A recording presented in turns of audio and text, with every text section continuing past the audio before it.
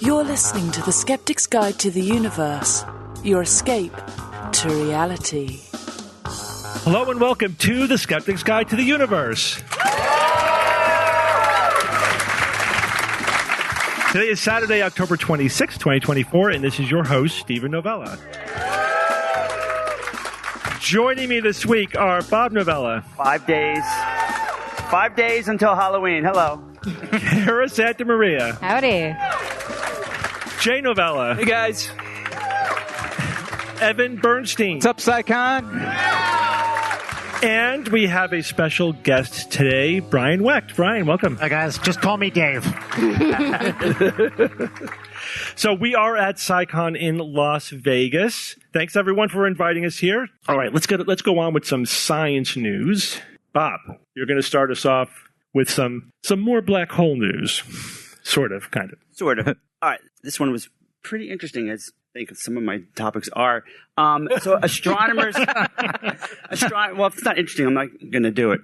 In my mind, anyway, you might disagree. All right. Observations made by astronomers on using HAWC, High Altitude Water Cherenkov Gamma Ray Observatory, may actually rewrite what we know about the birthplaces of the most energetic particles ever created in the universe. So what do you guys think are the most energetic? Cosmic rays. Well, yeah, that's right. But some people might say the LHC, right? The LHC, the Large Hadron Collider, accelerates protons into collisions of 14 trillion tera electron volts, trillion electron volts. Pretty powerful, but cosmic rays are the champ by far. We're talking energies of 100 trillion electron volts to 1,000 trillion electron volts, which is petavolts scale. The most, and actually it goes even higher than that, the most energetic proton they've ever discovered in these cosmic rays had the kinetic energy of a 57 mile per hour baseball. In a proton, that's how close to the speed of light this thing was accelerated to. So what can accelerate protons to that level? What can impart that much energy to a proton? And the consensus, we're not sure what's creating these super ultra high energy cosmic rays, but the consensus is typically that these are very distant, extremely, as you might imagine, energetic processes like pulsars, supernova remnants, and specifically for this news item, quasars. The quasars, we've talked about them on the show a bunch of times. These are supermassive black holes at the cores of galaxies that emit gamma rays and cosmic rays. But most importantly, these are distant. These are 500 million light years away, up to 13 billion light years away. What's the closest one, really? 500 million light years. That's the closest one? Yes. Okay. Is that because their origin is so far in the past? I would think, because to create supermassive black holes that size, it takes some time. It takes time. Yeah. Is that right, Brian? But that's... I'm not sure, honestly. Okay. All right. But that's... I Googled it yesterday. That's the closest one. Okay. 500 million. But these are far, far away. What if I said that we may have found an energetic process right in our backyard that could potentially create these in the Milky Way, say only 20,000 light years away? They have found these microquasars that are emitting surprisingly powerful gamma rays. And it's right in our backyard, 20,000 light years away. That's nothing compared to billions. Super, super close. Now, microquasar, I wasn't even sure what that was until last week. Microquasar is a black hole, but it's not a supermassive black hole. It's a stellar mass black hole, 3, 4, 5, 6 solar masses. And it's in orbit or co-orbiting, or it's feeding off of a regular star and siphoning that matter into its system and dealing with it in ways that I'll get into detail. So the gamma rays that they detected at these microquasars was 200 trillion electron volts. Wait, gamma or cosmic? What did I say? You said gamma. Okay. No, the gamma rays. The gamma rays. The gamma radiation coming from this microquasar is 200 trillion electron volts. So I'll make that connection to cosmic rays. So the microquasars that they've detected in the past were nowhere near that. So this was a surprise. How could this microquasar be creating gamma rays that powerful? So what's happening is that black holes can be the best accelerators in the world. They can accelerate particles far more than anything that I think we've ever detected. So what's happening is that you've got a twisted magnetic field that's taking the particles that are getting sucked into the black hole and then channeling them into jets. So now the gamma rays are produced by these jets by the protons in the jets interacting with the interstellar medium right around the jets. And that's creating the gamma rays that we're detecting here. But the key here is that because we see gamma rays, that means that there's also probably cosmic rays coming from these. And it's really interesting processes that are happening here, creating these accelerating protons to like a baseball being hurled at 57 miles per hour. There's things like shock acceleration. Imagine a proton in this jet. And what happens is that the protons go across the shock wave of this turbulent jet back and forth across the shock wave, getting faster and faster every time it goes back and forth. There's also magnetic reconnection, which is extremely powerful. If you got these super powerful magnetic fields and they're being reconfigured, and that reconfiguration releases tremendous amounts of energy. Our sun does this with its magnetic field, but a black hole, as you can imagine, would be much, much more powerful. So every time the particles go near this, the magnetic reconnection happens, it imparts energy to the protons and electrons. They go faster and faster and faster, closer and closer to the speed of light. There's also things like Fermi acceleration, which is really fascinating. Particles scatter off of moving field lines, magnetic field lines, and it does it over and over, and it makes it faster and faster. So this is how a black hole, even a small black hole, can impart tremendous acceleration to protons, accelerating even to the level of these ultra-high energy cosmic rays. Now, what are the benefits? The benefits of this is that if you're studying how these particles are created and you're looking at quasars a billion light years away, it's hard. It's far away. It's very old, and things happen over millions of years. And so you're not going to see a lot of change. And it's also not very clear because over millions of years, the radiation is being scattered. So when you're looking at microquasars, though, 20,000 light years away, it's very clear. We can study the processes that impart these accelerations much more easily because it's right in our backyard. And you could see changes in real time happening. You could see jets changing over days when it's in our backyard, but when it's a billion light years away, you're not going to see much change at all. So we can learn more about how these amazing particles are created.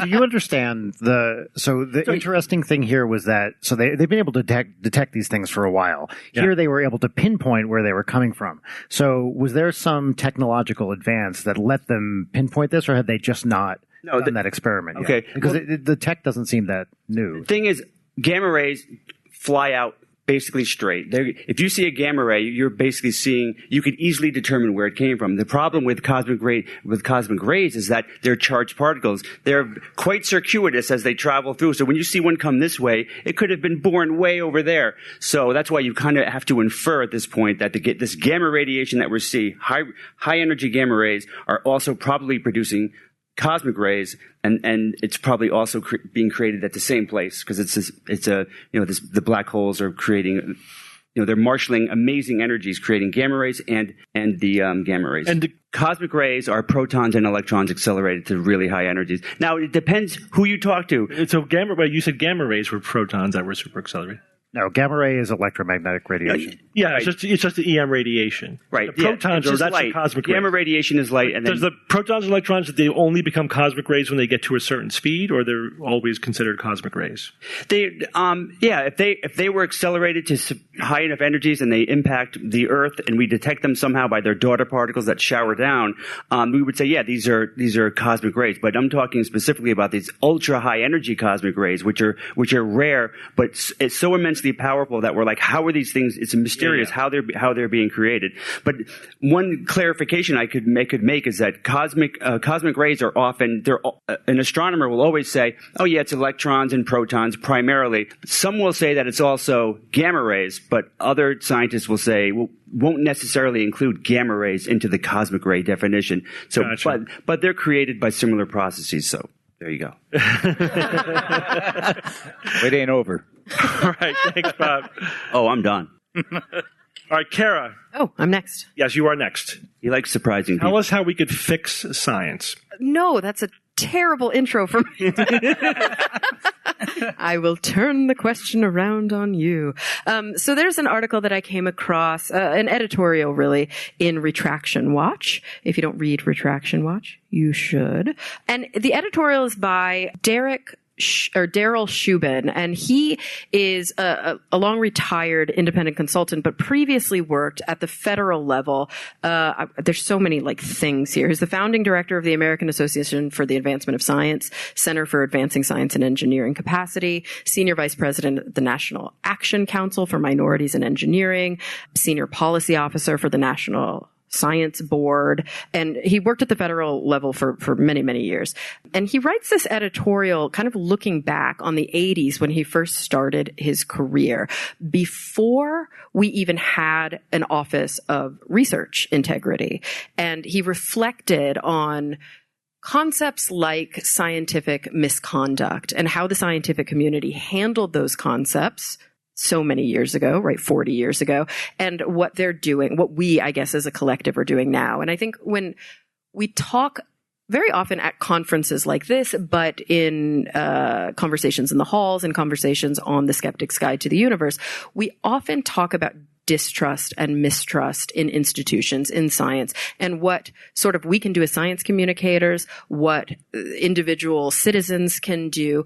But one of the conversations that we don't often have specifically is how scientists, and specifically the publishing process within science, has some amount of responsibility and what we can do to improve. And so in this editorial, he sort of reflects back on the idea of misconduct in research, which was his research topic way back when, and how, here's a wonderful quote, "Today it's a quaint reminder of how much science has been captured by for-profit, politicized international interests." Kara, by misconduct, do they mean deliberate fraud, or could that also just mean mistakes and bad techniques? I mean, I think these are all variations on a theme, right? So it's a spectrum, Steve. Yes, I think there is. There's obvious. Okay. Obviously, there is fraud that is often committed. It's not just fraud that we're talking about. Yeah, but we're not just talking about fraud. We're also talking about interests that put undue pressure on individuals. But yes, he does use language like deceit and suspicion. And so he poses quite a few questions about how we might, as a community, and not just the scientists who are actively doing research and publishing, but the editors who are involved, the journals themselves, how we might grapple with this really important question. He often calls that the watcher community throughout his writing. I'm going to kind of pose some of those questions to you. And the big one sort of at the end is he says, can the watcher community, which should include you and me, do more than better report the perversions of scientific publication? Indeed, how can we meet the moment and increase the promotion of better practices? So that's sort of the overarching question, but let's get into some of the individuals. Research, he claims research should not be a policed activity. And oh, by the way, when he enters into these, he basically says, I offer the watcher community some prescriptions and a few questions without solutions or answers. So many of these are quite rhetorical. But he claims research should not be a policed activity. A policy that permutes practice can regulate or undermine it. Is the trust-based publication honor system, perhaps always a fiction, now eclipsed by extrinsic interests or actually subverted by profit motives? And so I'm curious what you all think about that, given the nature of how we publish, and maybe we could probably talk a little bit about that. Yeah, but so he's saying that publishing is still on the honor system, and that maybe we can't do that anymore because or he's saying, should we be able to? There's too many vested interests to really have an honor system for research integrity in publishing. And I think that's the open question, right? Yeah. Are we still on an honor system like we were 40 years ago?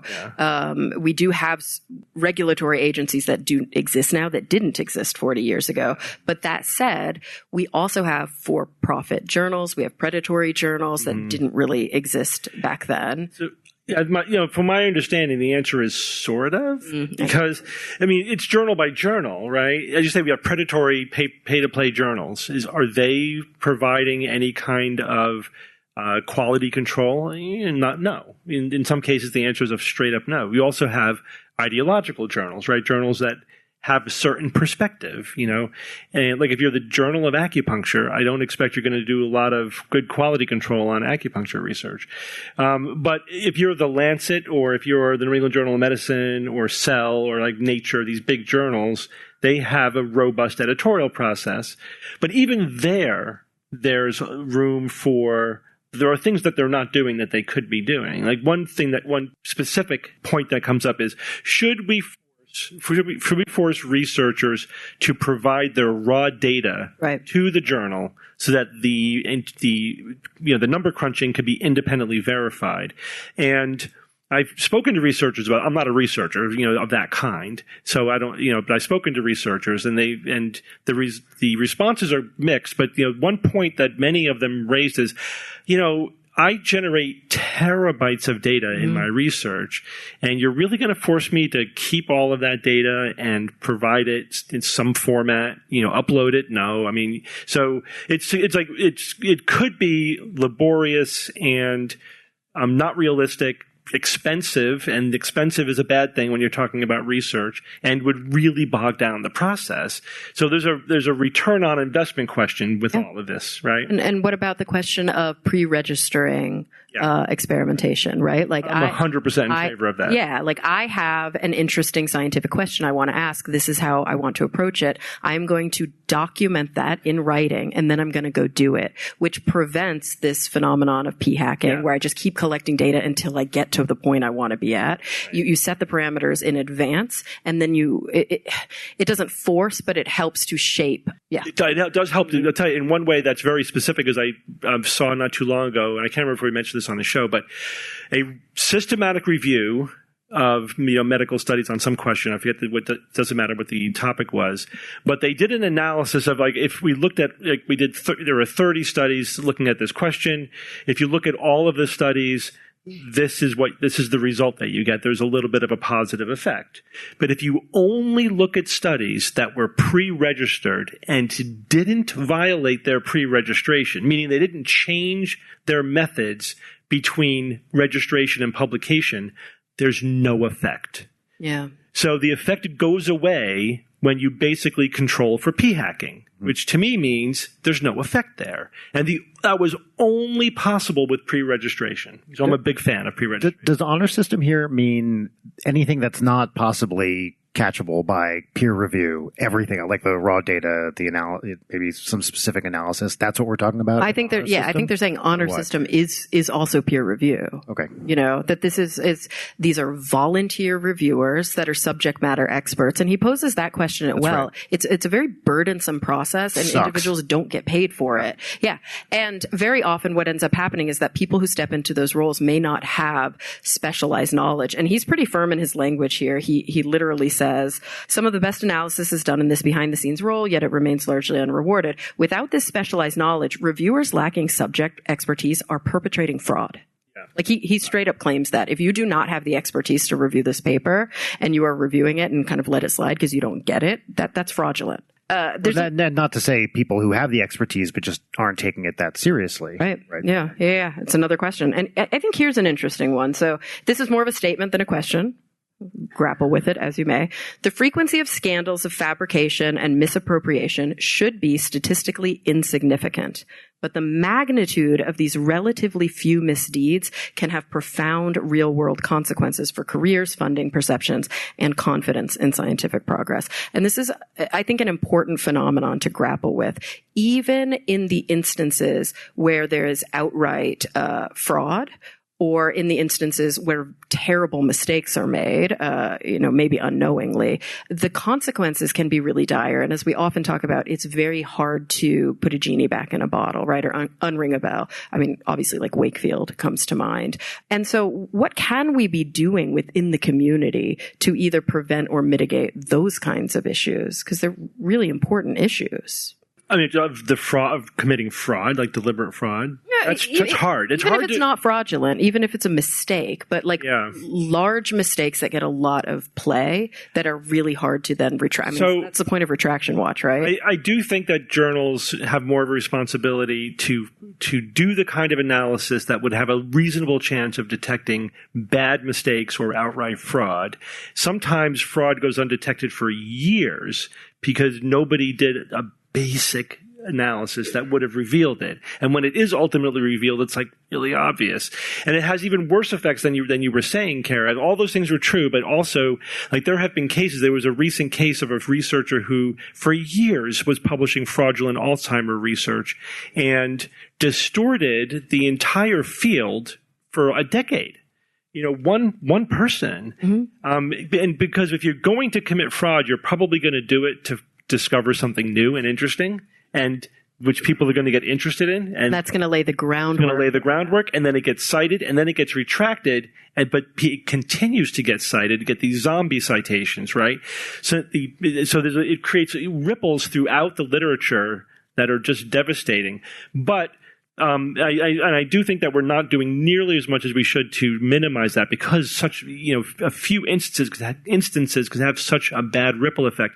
I do wonder, though, how valuable AI will be in sort of automatically looking for the signatures of fraud. Because at some point it's just a volume problem, right? There's so much research and it's not slowing down. And you only have so many. We're only getting more. So much time. Mm-hmm. Tens of thousands of papers a year. It's crazy. Yeah. And I guess one other big question that I want to pose before we move on is this question about the culture of science, the modern culture of academic science, and how much does the publisher perish culture, the lab culture, the aspirations of individual researchers, how much would a culture shift there then have a trickle-down effect on the publication industry? And just as a quick kind of continuation of that, he asks, can watchers, of course, the yous and the me's and the reviewers and everybody, serve as honest brokers, or must they inevitably become partisan by virtue of investing in the publication industry? Is the very act of engaging in this way changing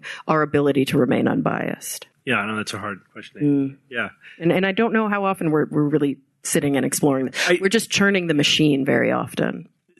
What I find is that even researchers, even people who absolutely need to know this, and there's a lot of research out there to show this, don't necessarily know how to not commit fraud, or meaning they don't do it deliberately, they do it because they don't know what they're doing. Like they p-hack. 30% of researchers, when asked, do you do A, B, C, or D, all of which amount to p-hacking, said, yes, I do that occasionally. And I think mostly... 41%? 30%, about a third. Mostly because they don't know it's p-hacking. Right. And they don't even know what p-hacking is. So they should have some sort of, course or something? They should be taught. We are. We are. They are taught. Part of the issue is maybe they're ignoring it. Or maybe it is important in certain types of science to have also a subject matter statistical expert as a co-author.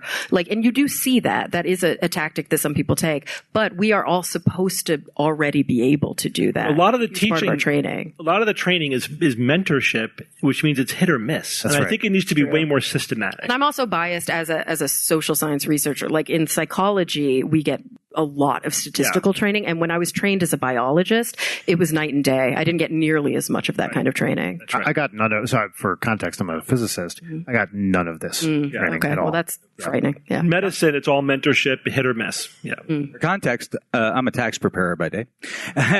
I have to do certain certifications every year after year after year. I have to take, even if it's the same class, and in fact, sometimes it is the same test that I have to take and pass every year.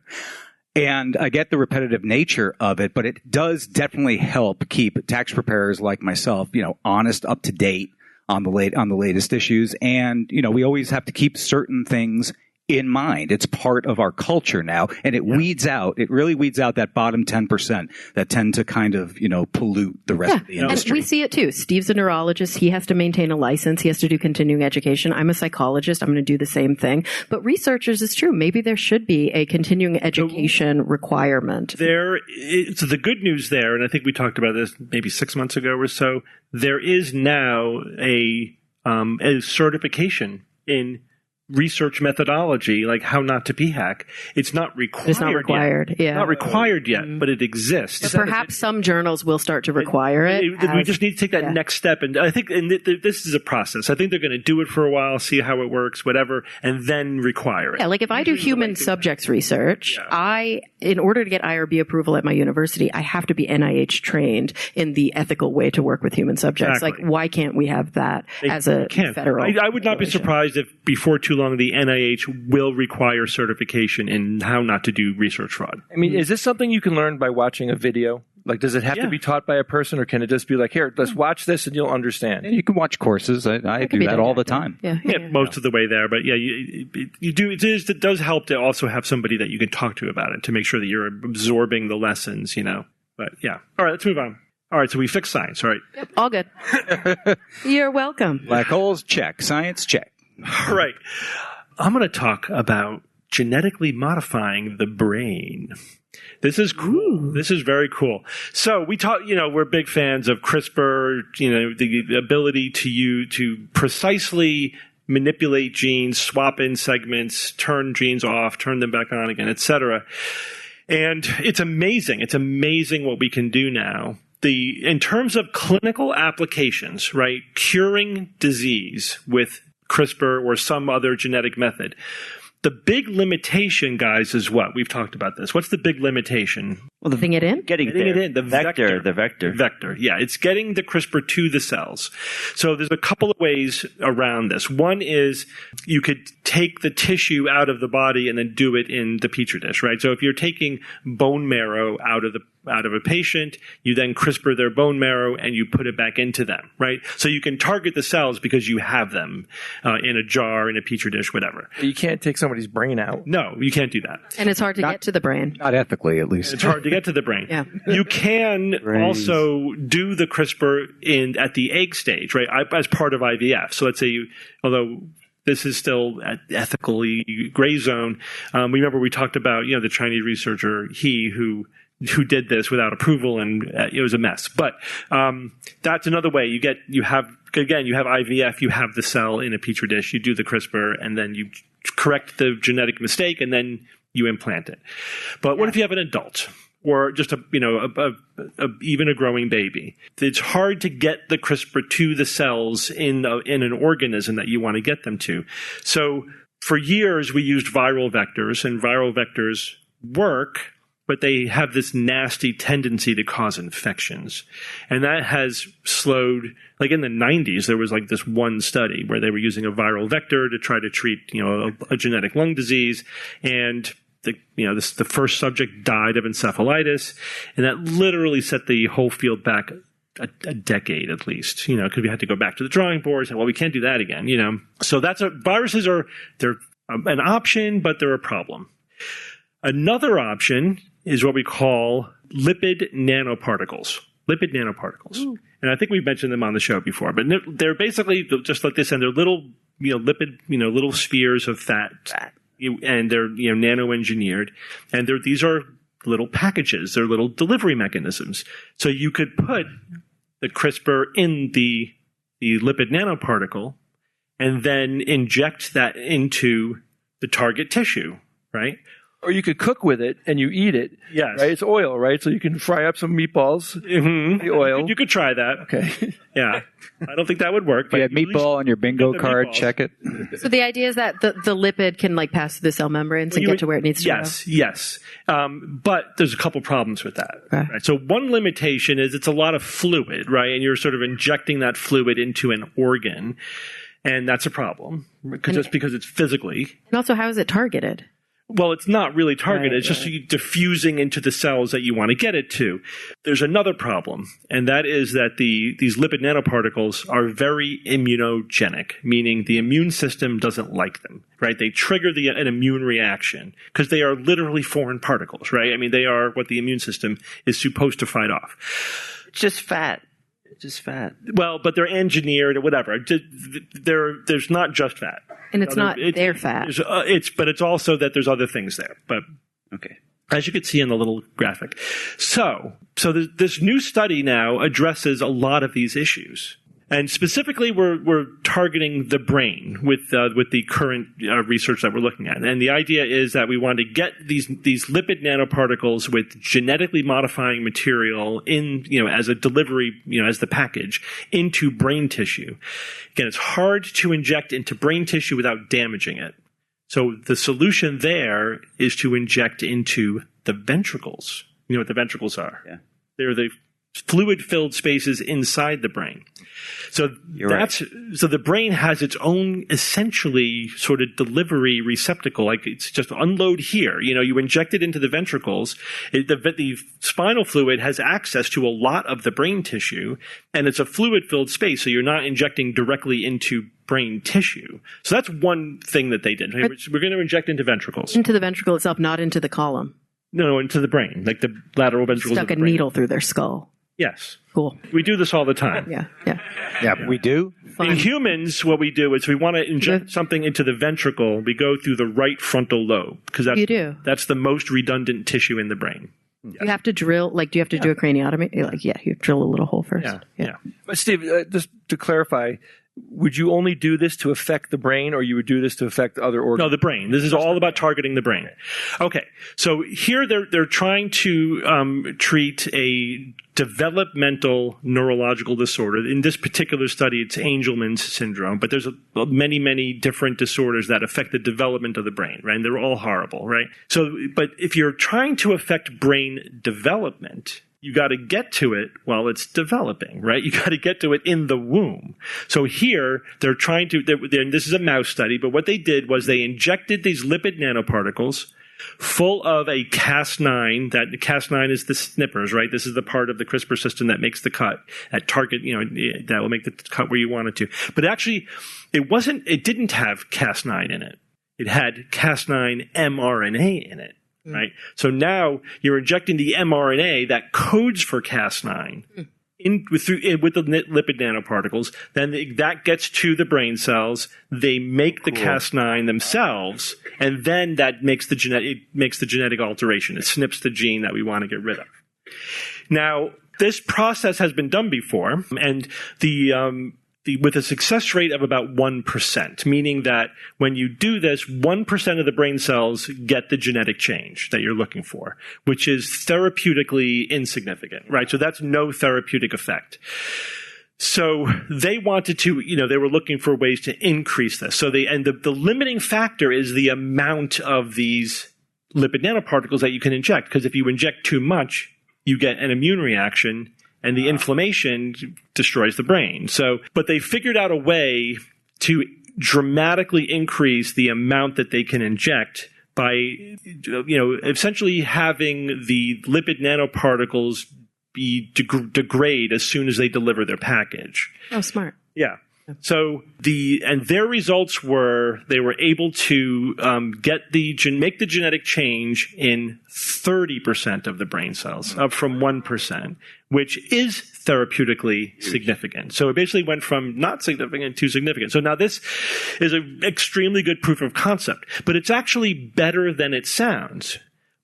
For a couple of reasons. Because they were injecting at a stage in brain development where there were still a lot of neural stem cells. And so and progenitor cells. And so those neural stem cells become a lot more cells, right? So they're trying to make the change early enough in the development of the brain that a lot of the brain cells. And then they, like a month after birth, they sacrifice the animal and they look at the brain and see how many of the cells have the genetic change. 60% of the hippocampus cells had the change and 30% of the neurons had the change. So that's significant. Wow. And why do this in the fetus and not the embryo? When there are fewer cells to be a brain. There needs to be a brain to target. Right, so you need to have the ventricles to inject it into. They can't just do it in like the neural. I guess it would be too primitive, But there are some diseases though where they suspect that the success would be even greater. Mm-hmm. Can you think of a reason why that might be? Remember, this is a genetic disorder that kills brain cells, if you think about it that way, because the cells that are not treated die. And the cells that are treated live and disproportionately represent the eventual brain, right? And there's a lot of pruning that happens anyway, right? Yeah, but this is now for development. Yeah, there is even in development there's a lot of pruning, but that's not the key. Is that if in a destructive disease they think they can get up to 90% of the cells because only the cells that get the genetic change are going to survive, or they're going to differentially survive. So they should really predominate in the ultimate brain that they're born with. So this is really encouraging, because again, the vector is the problem with using genetic manipulation to treat disease in, basically once you get to the fetal stage and beyond, right? Because you can't, it's in a living organism. You can't have it in a petri dish, right? So, this is great. How early can they detect these things? So they're genetic disorders. Right. So they could detect them as soon as they know that someone's pregnant. They could do a karyotyping and do a genetic analysis. And also, if you know the parents are at risk, they could screen for it, et cetera. They say, oh, yep, you have it. We're going to have to do the treatment, So, yeah, it's potentially, extremely, extremely useful. And what's the threshold for them to do this on humans? Well, yeah, I mean, first they're going to they need more animal research because, you're injecting genetic modification into the brain. This is serious. Is any of this ethically approved? I mean, do we do any CRISPR No, this is not approved for humans. But I don't just mean this. I mean anything that uses CRISPR in utero, we don't do. In utero, not that I'm aware of. Yeah, I don't think so. No. Not yet. But the only ones that were approved were the blood ones, the ones that we take it out of the body and put it back in. So, yeah, this is great. So obviously this takes years, this kind of research. So I imagine there's going to be a few more years of animal research. Then we're going to get the first human trials are going to be just safety trials, just to make sure that it doesn't cause brain inflammation, things like that. And then maybe 10, 15 years before we see therapeutic trials. But this is definitely something that's happening. And this is extremely encouraging. This is a massive step forward. They solved a couple of really big problems here. Steve, this is one application of this technique. What about using it for anywhere else in the human body? Yeah. So the ventricle thing only works for the brain, but just the fact that they can get a larger volume of these particles into tissue without causing the inflammation is a great advance. Yeah, absolutely. And using the mRNA to make the Cas9 is brilliant. Yeah, that's cool. Just send the instructions where you want it and have it. Right. The raw material's already there. The mechanism's already there. Just use it. All right. Let's go on, Ryan. Yes. A lot of numbers on the screen. Tell us about those numbers. Lots of numbers. So let me give you a little context about who I am, because you know these guys, but you probably don't know me as well. I am trained as a theoretical physicist, so my interests are string theory, quantum field theory, and math, although I left that job a while ago, and now I dress up like a ninja and play piano. So, cool. Ninja talk about some math stuff. Yeah. I still have hope Brian will be a physicist again one day. Yeah, no one makes me feel worse about my career decisions than you do, Bob. Yeah, somebody's got to. But once a physicist, always an awesome musician. That's true. Yeah, I was saying this to Leonard the other day. I'm still a physicist. I'm just not a professional physicist. Yeah. So true. A professionsional ninja. That's right. I'm even a fake one of those, actually. But anyway, all right. Professional fake ninja. That is actually true. That's accurate. Right. Yeah. So I'm going to talk about prime numbers because I'll just cut to the chase and then I'll give them context. Recently, just in the last week or so, the new largest prime number that we know of was announced as a discovery. That's the headline, but let me back up a little bit. What's a prime number? So I think most people here probably know a prime number is a number that is divisible only by itself and 1. Right? That's the definition of a prime number. Lowest prime number is 2. All other prime numbers are odd, right? Because any even number is divisible by 2. And then you have a bunch of other prime numbers that come up pretty fast. 3, 5, 7, not 9, 11, et cetera, et cetera. That's a prime number. The question is, how do you check? So if you're writing down the list of prime numbers, how do you check if any given integer in front of you, an integer is basically a whole number, is prime? So the naive thing to do is you just start dividing it by a bunch of prime numbers and see if something goes in or not. You actually only need to do this. The most naive thing you can do is check all the primes up to the square root of that number, right? Because you can't have all the factors be bigger than the square root of the number, right? Then that would be too big. So the problem is when you start generating very, very large primes, that gets computationally extremely onerous and expensive, right? So if you're looking for really large prime numbers, which we currently are, that just divided by every prime you know starts to break down pretty fast. It's still theoretically possible. It would just take forever. So the question is, are there prime numbers we can generate or possible prime numbers that maybe we can check a little bit faster? So there's a class of prime numbers called Mersenne primes, which are of the form 2 to the p, where p is the a prime number, minus 1. So for example, the lowest prime number is 2 to the, let's take the lowest prime, 2 to the 2 4 minus 1 gives you 3. That is a prime number. Turns out if you do this with a bunch of low prime numbers, you get other prime numbers. 2 to the 3 is 8, minus 1 is 7. That is prime. So you can start checking this, and it turns out that this is not a sufficient condition for, to use the math word, primality.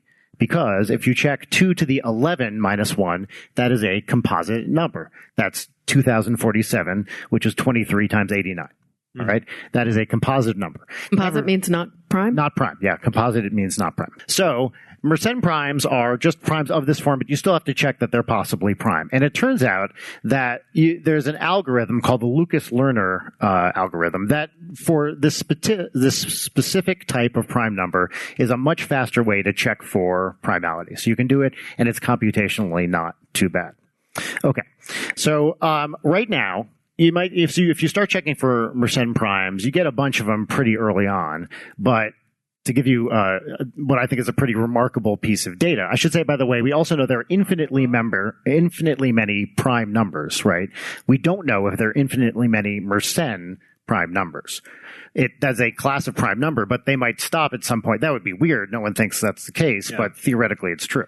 And can I ask you another question, Brian? Mm-hmm. So when we're looking for prime numbers, we're looking for the biggest prime number we can find, but we're not necessarily finding them sequentially. Oh, no. There may be smaller prime numbers we haven't found. There almost certainly are. I mean, it would be shocking if there weren't. What we're looking for right now are numbers that are big and that we can check in a computationally non-expensive way that are prime, right? But there are... I mean, certainly, I think it would be a truly shocking result if you look at the list of the largest primes and there was just a gap, a vacuum of primes in the middle of them. Because there's a lot. These numbers, as you'll see in a second, are pretty large. Yeah. Right now, we know of only 52 numbers that are Mersenne primes, which is an amazingly low number because they're very sparsely distributed. Including all the low ones. Yes, including all the low ones. There are only 52. And the headline here is that the 52nd one that we know of, which is not necessarily the 52nd Mersenne prime, because it's possible some are hiding in there, was found. This was announced by the Great Internet Mersenne Prime Search, and the person who actually found this, his name is Luc Durant, found that the following number is prime. I have to read this off because I didn't memorize it. This could take a while. So the number itself, the full number, has over 41 million digits. Ooh. Which I'll start reading right now. Yeah, do it. Settle in, folks. Yeah. The number is 2 to the 136,279,841 minus 1. So that number has been conclusively shown to be prime. Yes. And that number in a text file was 46 megabytes. And Tolstoy's War and Peace was like 3.4 meg. So it's a big it's a big number. Matt Parker, if you guys know him, really wonderful math video guy, has a video where he displays I think it's a large number of these digits, one frame at a time, and it still takes 6 minutes to get through, and he's doing like 24 frames per second or something like that. It's pretty awesome. So what's interesting about this? A couple interesting things. So this Great Internet Mersenne Prime Search was they were using this Lucas-Lerner algorithm to check for primality up until about 6 years ago, when they found a faster way, which is probabilistic. So they can do a quick check, and it's not 100% guaranteed that if it meets that criterion that it's prime, but the probability that it isn't prime is very, very low. Okay. So they discovered that this was faster. And the thing I read, which I thought was really interesting, is that the probability that it isn't prime, if it passes this check, is lower than the probability of a hardware error checking it with the Lucas-Lerner algorithm. Okay. That's how successful this is. Wow. So what they do is they use this probabilistic check, and there's some modifications to it that have been refined over the last few years even.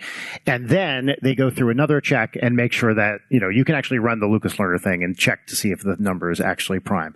And this number is now 100% guaranteed to be a prime number. Right. Is this like just an exercise to find these numbers, or is there a practical use for prime numbers? There's a cash reward for some of them. Really? Enough. Not offered by me. No, there's no practical use for it specifically. It's just like, hey, let's find a cool big number. Although, did that mic just go off the reel? One thing that was interesting about this recent discovery is that it was, I think, the first to use GPUs, because the guy that discovered it is a former NVIDIA person who wanted to show people that GPUs, graphics processing units, which are used a lot in AI, are good for more than just AI stuff, right? So this was kind of a proof of concept for him to show that you can use this computing power to do something else. There is, I would be shocked if there was any actual utility to the discovery itself, although, like many things, maybe the process of trying to find ways to do it can have offshoots that are potentially interesting. And that's not to say that primes aren't useful for lots of things, but these are so big. That's right. It's like they're too big to use, like in security or encryption. Yeah. As we know, yeah, that's right. So primes are extremely useful things in a variety of contexts, but not ones this big. Not this big. So the other cool thing about the great internet Mersenne Prime Search is that it's the kind of thing that anybody can be a part of. So you can just go to this website, download the software, and start using your computer to check large numbers for being prime. And this number was found just using desktop computers, like not a supercomputer somewhere? Or it was a bunch of GPUs kind of spread out all over the world. Oh, okay. So it was crowdsourced kind of. Yeah, that's right. I forget. Could a quantum computer find the next one? Well, if such a thing existed, that would definitely cut down the computational time. The question is there a quantum computer algorithm that would not run on a conventional computer that would find primes? Yeah, I don't know the answer to that. I imagine the answer. Yeah. It's almost. So, Brian, if everyone in this room, we connected our computers and we find a prime number, we can. I'm not connecting my computer to anything that you've touched yet. Very sorry.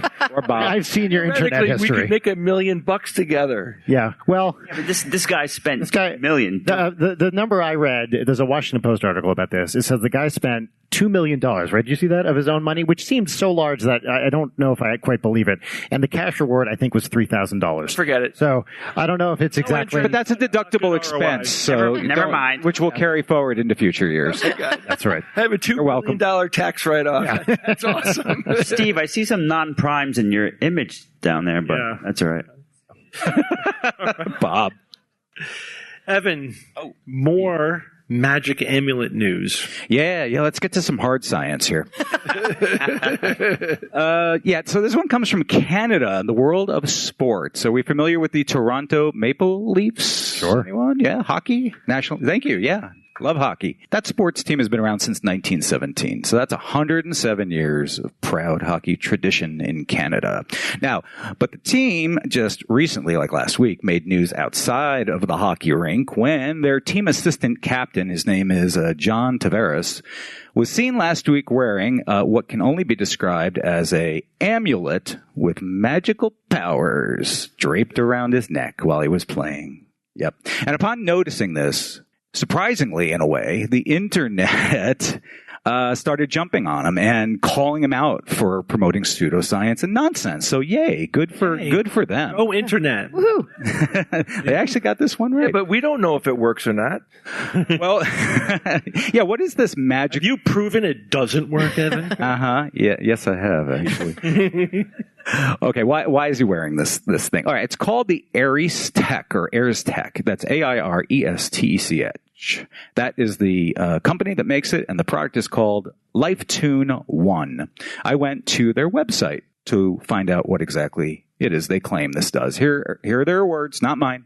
The only proven solution for neutralizing electromagnetic field pollution, creating safer environments without disrupting your daily technology use. It is patented, clinically proven nanotechnology, Bob. Whoa. To neutralize harmful radiation from your everyday devices, such as your cell phone and your Wi-Fi, keeping you and your family and your pets safe. So what exactly is patented? Yes, right. So what it is, what part of it is that the name? Scale? Here's the part that's patented. It's and we've talked about this before, it's a sticker. Mm-hmm. A sticker that they've put onto a charm or, some kind of wearable. They also have products in which these stickers exist on little placards and plates that you put around your house. So it's the actual sticker that got patented. More from them. Our silicon resonator chip negates EMF radiation present in your surroundings without damaging your tech. So you can also put this actually on your cell phone, on your laptop computer, and on appliances, apparently, Can I just, as well. How do you patent a sticker? Isn't that already patented? But it's Sticker technology. But this is a nanotechnology sticker. yeah, it's if you look very It's closely, very small. it has these swirls, almost like a fingerprint, design on it. It's sort of almost this 'cause patents Mandelbrot don't have to kind of work, looking right? They just have to be an idea. Something Exactly. new. Right. Okay. If you pay the fee and you get like yeah. the peanut butter and jelly sandwich is a patent as well. They say their claims are backed by the 22 global patents, 25 clinical trials, and 9 peer-reviewed studies. Yeah. No. So remember that my topic, like just only 2. When companies say that, so there's a couple of possibilities here. One is they're just straight up lying, right? That's a possibility. But there are also a lot of companies that do research for hire, basically. They'll do clinical trials or whatever and get whatever results you pay them to get. Yeah, like You know, it's there's a basically- box on the website that says, what result do you want us to find? Yeah. So that's, or the other thing is they're citing research that has absolutely nothing to do with their product. And interpreting it. Yeah, however they're they just want. So whenever you go to these companies and like pull if they cite the research that they're quoting here, the research is always completely irrelevant to the product and the claims that they're making. They're just hoping that no one's going to check, right? There may be some superficial, like it's a study on EM radiation, and that's it. That's the connection. And they say this study supports our technology because it's about EM radiation, and our technology is about EM radiation. That's literally what they do. So it's just marketing BS, basically. There are a list of other athletes also who have promoted this product in the past. So why is a hockey player, concerned with EMF radiation while he's skating around on the hockey? Does he have a cell phone in his uniform or something? Is he carrying a laptop? No. You see, the magical amulet here is and this is from them. This is also designed to stimulate healthy biological function, empowering athletes to optimize performance and recovery by enhancing the body's natural electromagnetic fields, promoting optimal function, and the lucky charm will also increase resilience and adaptability to environmental stressors. So he's cheating. Or gobbledygook, right? Basically, right. Yeah. Right. Yeah, if it actually did work, you probably have to ban it. So how does it block electromagnetic radiation and your phone still functions? Well, it's sticker technology, Steve. It's complicated. The sticker absorbs the harmful stuff, Wiggles. allows the good stuff to get through, apparently. There's harmful EM radiation and good EM radiation. Yeah. And it optimizes your biologicals. Yeah. I thought the same thing. Like if you put it on your router, like, your Wi-Fi, and it's supposed to block the radiation. I mean, basically, Wi-Fi is a form of radiation. Or is it cleaning the electromagnetic, cleansing the EMF? Do they care? They're selling these things for up to $430 per Sticker that probably Up to- costs $1, to make. Not even. Not even. Yeah. Well, the charm costs something, and I'm sure the little necklace that it comes with. That's such a specific number too. 430. That's marketing too, though. You don't sell things for round Oh, numbers. right. I know. Yeah. Then it seems arbitrary, right? Can EMF hurt us, Non-ionizing? right? From our phone, from our laptop? No. No, it cannot. Nope. That's been proven, right? You did a write-up on this, the recent WHO study. Yeah, I think it was last week's episode. It was about the WHO review of 25 years of research on does EMF from cell phones cause brain cancer? And the answer was a pretty resounding no. So the from first principles, scientists think that non-ionizing radiation, so too weak to break chemical bonds, doesn't have any biological risk, So the only sort of maybe if we talk about hazard versus risks, you have to ask, is there anything happening? The only thing that happens maybe is a little bit of tissue warming. Yeah, I'm talking about like a degree, not anything that you would think would be biologically significant. That's it. That's really it. And the rest is just the precautionary principle. How much evidence do we need to prove that it's not doing anything? It's there's really no reason to think that it is, and we have lots of evidence now to show that it isn't. So that's, as I like to say, there's a lot more things that are a lot bigger problem to worry about. This is way below the threshold of worry. And I mean, isn't it true? Ionizing radiation needs to be shielded. And when you shield it, it no longer radiates. Right. Like So it's like your microwave, right? Works on the inside, but it doesn't work on the shielded. outside because it's shielded. Yeah. So if this actually was shielding, It wouldn't work. The device wouldn't it would work. block. Yeah. Yeah. Like Right. what? But it's not, again, there's no internally consistent, coherent claim being made here. It is literally just magic. It's a sticker. It's a magic sticker. Yeah. Latest, greatest. Someone else will come up with another one in a few months, I'm sure. Right. And we were talking, Evan, about this. Like, what is the responsibility of a sports celebrity in promoting pseudoscience? I mean, they're not scientists, but they are celebrities. They're influencers in their own right. Influencers. Yeah. And, if they're true believers, then it's sad. But if if they didn't do their due diligence, I think that's grossly irresponsible. And again, good for the internet, for pigpiling on him for doing this. I think really shame is really the only recourse we have in a case. There's nothing It you is can in do. this case. I mean, if they actively cause harm, though, if they promote a pseudoscience that leads to somebody being like, There's liability there. there is liability. I think there should be. Well, Right. the kinesio tape thing was another one. Yep. Yeah, and It's still around. But we have to educate ourselves and educate our kids and not expect famous people to frickin' tell us what reality is, right? Yeah, absolutely. All right. Thanks, Evan. Yep. Jay, tell us how the world is going to end. Yeah, I mean, I read a ton of space-related news and a ton of global warming-related news, just the topics I tend to like to cover.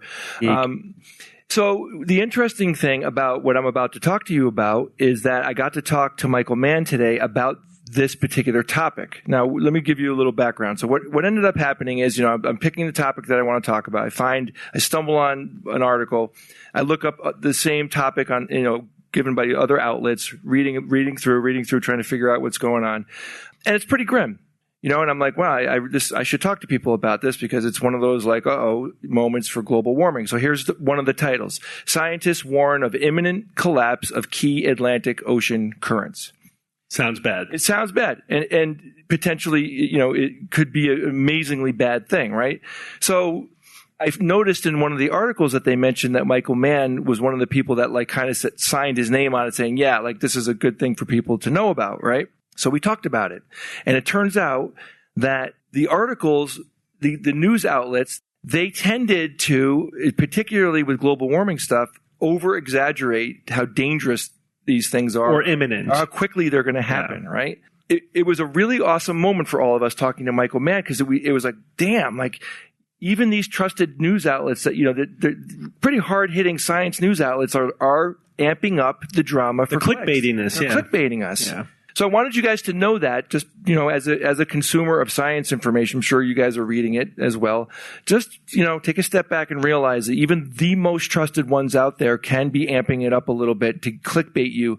And, who knows to what degree. So Do you mean in the article itself or just the headline? in the article itself. The article itself. Yeah. Okay. As I go through what I'm about to say, I'm gonna have to pull it back a little bit. There is an observable effect happening here that I think people should know about. So there was an article published on October 21st, and we had 44 of the world's leading climate scientists, including Michael Mann, say, "Yep, this is something that people should know about." So there is a ocean current, the Atlantic Meridional. Please don't correct me on that. Overturning meridional. Thank you. Meridional. That's better. Yes, I like it. Like meridians, All the ways that people say it, I enjoy. So let's call it AMOC, A-M-O-C, okay? And they're saying it's deteriorating, right, this ocean current. So if you look at the graphic, you could see that the ocean currents move water significantly all over the world, and they're happening continuously. What they have noticed, though, is that because of global warming, right, what is global warming doing? There's a few things that global warming is doing to the Earth right now. So it's melting polar ice, and it is increasing rainfall in places where rainfall is not commonly found, right? Massive amounts of fresh water is entering the ocean. And that has an impact on these ocean currents. Because there's a system that happens when these ocean currents function. What they do is, for example, the AMOC current takes warm water from, say, the Gulf of Mexico, and it moves that surface warm water up to the north, and then the heat dissipates out of that surface water, and then that water then, at a lower temperature, then drops, and it creates a shift in the water, which creates motion, which keeps the current going. Sorry, Bob, keeps that current moving, right? But when you enter a lot of non-salinated water into the mix, it changes the way that the water behaves because fresh water is less dense than salt water, and it makes it harder for cold water to sink, which disrupts this cycle. And it's continuously happening. This disruption is continuously happening, which is not good. And another factor here is that because global temperatures are going up, in general, the ocean water is heating on its own as well, just from the air temperature being warmer all around the world. So why does it matter, right? So you got to look at AMOC like it's a massive conveyor belt moving water around, and it transports the warm surface water, like I said, all around, and that distributed heat does a lot of things to the areas around it. Like, for example, it warms up North America. It warms up areas in Europe, especially, areas like Denmark, Iceland, Norway, Finland, and Sweden. People there probably don't know this, but they're depending on that heat being transferred from the equator to come up to them, so they don't have things like the cold blob, which you might have heard about, right? Guys, right now there's something called a cold blob that is happening in very specific areas. And it's basically the weather patterns are changing, and there's certain areas where it's getting really, really cold because of the changes that are happening here. And the cold blob is getting bigger, which is not good. It's like, this is one of those signs of, well, in the future, global warming has had these crazy effects on our environment because weather is changing globally. So the bottom line here is that this effect is happening, but the article said this is imminent and it's going to happen within a few decades. And after talking to Michael Mann today, he's like, look, this is all, they're observing things, they have data, but it's not going to happen, and they don't know it's going to happen in a few decades. Said there's a range. It could be 20 years. It could be 80 years. Yeah. You don't know. So, I think after talking to him, I was like, maybe I won't even cover it. And then I realized, no, this is a good lesson for all of us because, again, this is legitimate. They are observing this. They're taking readings. They're seeing the temperature changes. They just hyped it. They hyped the imminence of it. And so when it does shut down, if it does shut down, right, and whenever that happens, what are the bad consequences? Obviously, it'll disrupt climate. Europe will become colder. Europe's agriculture is going to could be shift agriculture. Typhoons are going to shift southward, and this is what's bad, right? So as like we're used to in North America here, like we know we got hurricanes, like they develop in the Gulf of Mexico and in that region they come through, but what's happening is the intensity is dramatically increasing. That's just where I happen to live. But this is happening all over the world. Well, you'll have tropical monsoons that are going to places that they never have gone to before because weather patterns are changing. And insects and animals and the environment is not adjusted to that because it just hasn't happened there before. Like as an example, it takes a long time for water to be absorbed by certain types of soils. If it has more clay, the water doesn't percolate as quickly and go down into the soil, which is really bad because that causes massive flooding. And as we all know, after watching these two hurricanes barrel through Florida, lots of people die when that happens because the water can't be absorbed because basically Florida, Kevin Folter, I talked to Kevin extensively about what happened with him and his farm, that all of that happened so quickly the water can't be absorbed by the ground because the water table is basically the ground right. in Florida. In Florida, they can't even have basements there.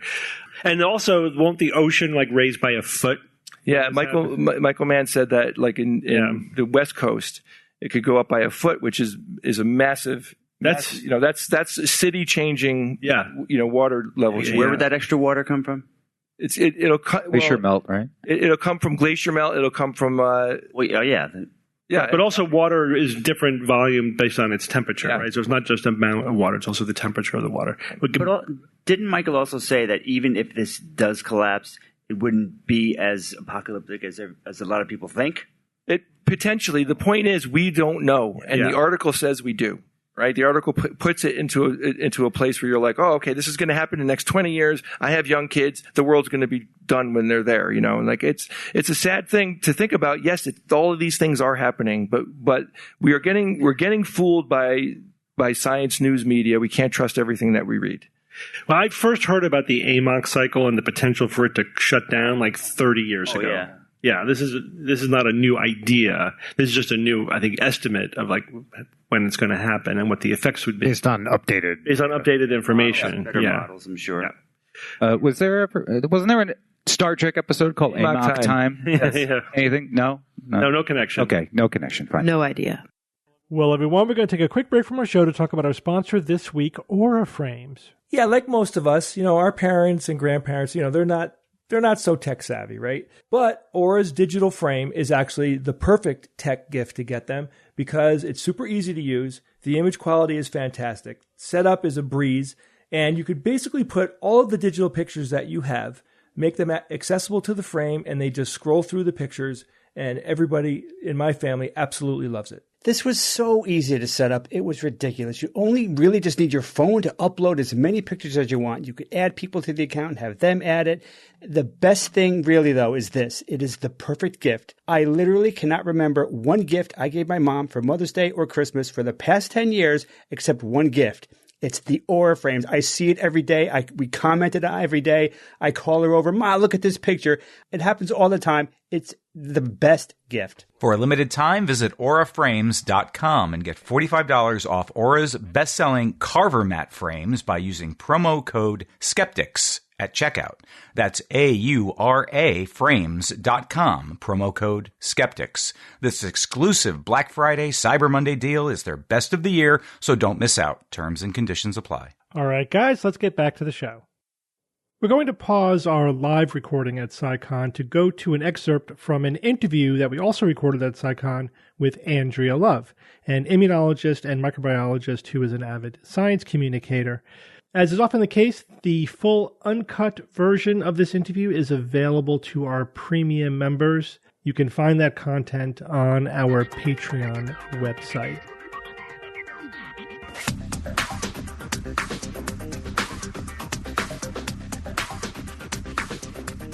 Andrea, thank you for joining us for this interview. We're here at SciCon. And I'd like to talk to you first about, give us a little idea about your talk that you did and, why they invited you. Yeah, so thanks for having me. Big fan. I'm going to be talking about the selective rejection of science based on ideological beliefs. So talking about a lot of the themes that we've already heard about, that people who can be scientifically minded or at least believe that they're scientifically minded are still susceptible to misinformation.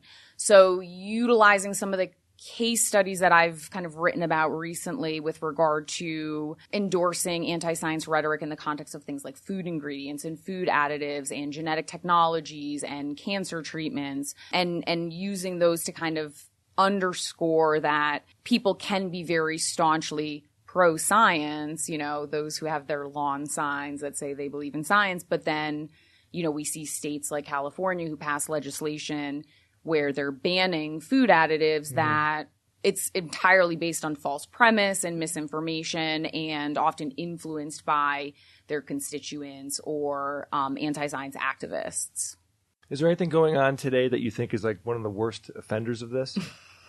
So I would say that a lot of these NGOs that claim to be, pro-health or advocates for health or the environment, Consumer Reports, the Environmental Working Group, they've been long-term propagators of this and they make a lot of money and they have ties with media outlets and politicians and they're very well funded. And so they kind of get their hooks in and they create this ecosystem of misinformation. And many people actually don't realize that those organizations are the originators of these things that they come to believe. Mm-hmm. For example, the Dirty Dozen list.